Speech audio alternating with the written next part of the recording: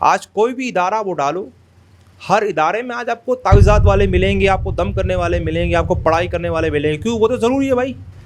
تو میں نے پوچھا آپ علاج کیسے کرتے ہیں؟ اب یہ سننے کا ذرا. میرے ساتھ ایک بچہ ہوتا ہے چھوٹا سا، موبائل فون پر باقاعدہ کسی مریض کو تصویر دیکھتا ہوں تو جو اس شخص ہے، جو میل ہے فیمیل ہے، اس کے جن کو میں اپنے بچے کے اوپر حاضر کرتا ہوں، وہ کسی غلط ہاتھ میں چڑھ کر وہ طریقہ کار اپناتے ہیں جو جادوگروں کا ہے، ساحروں کا ہے، جو شرعاً اسلام کے قوانین کے اندر منع ہے.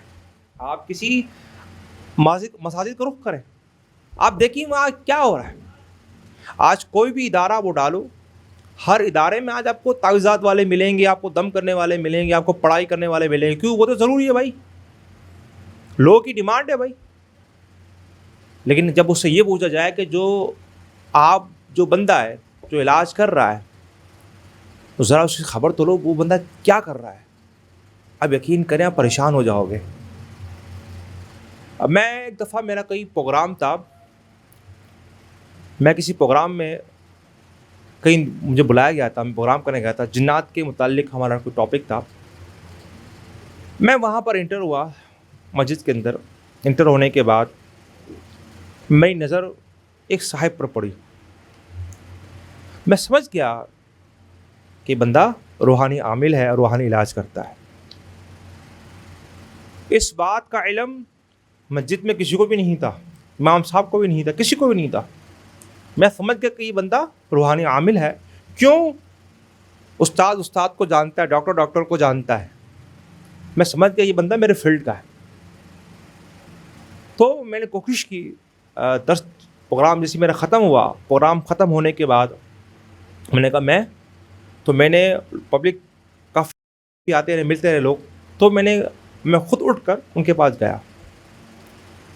میں ان کے پاس گیا، ان سے ملا، بڑا اچھا لگا ان کو. پھر میں نے کہا آپ اکیلے میں ذرا آئیے. تو میں نے کہا کہ آپ کیا کرتے ہیں کام؟ تو مجھے کہنے لگا کہ میں دم کرتا ہوں. حالانکہ ماشاء اللہ ایماندار، 5 وقت کے نمازی تھے، پرہیزگار تھے اور اچھے آدمی تھے، انتہائی اچھے آدمی تھے، اسی اخلاق پر ہمیں کوئی شک نہیں. تو میں نے پوچھا آپ علاج کیسے کرتے ہیں؟ اب یہ سننے کا ذرا. کیا اب یہ سن، ایک اچھا آدمی ہے، نیک آدمی ہے، مخلص آدمی ہے. میں نے پوچھا بتاؤ آپ علاج کیسے کرتے ہو؟ تو اس نے مجھے کہا کہ میں جو علاج کا طریقہ ہے جو آپ نے آج بیان کیا ہے، میں ایسے نہیں کرتا ہوں. تو میں نے کہا پھر آپ کیسے کرتے ہو؟ کہتا میں کیا کرتا ہوں، میرے ساتھ ایک بچہ ہوتا ہے چھوٹا سا، جس کی عمر 7-8 سال ہوتی ہے، جو بول سکے.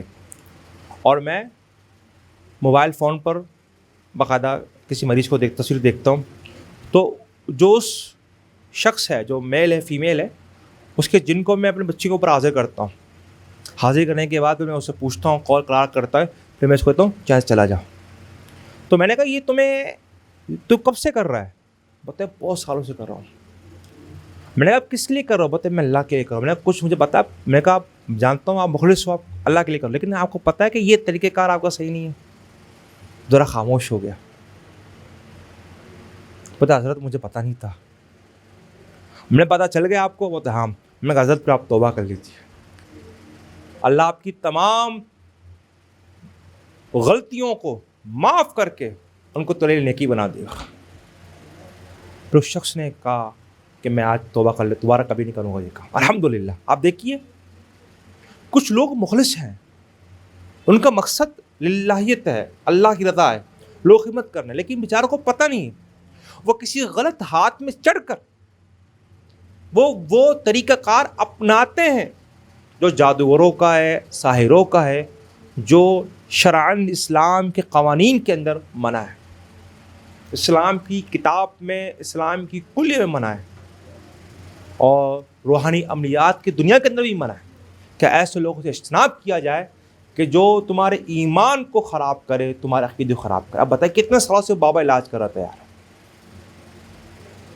تو بات وہی ہے، بات سمجھنے کی ہے کہ اللہ کے بندوں، اللہ کے لوگوں، ذرا خدا کا خوف کرو یار، خدا کا خوف کرو۔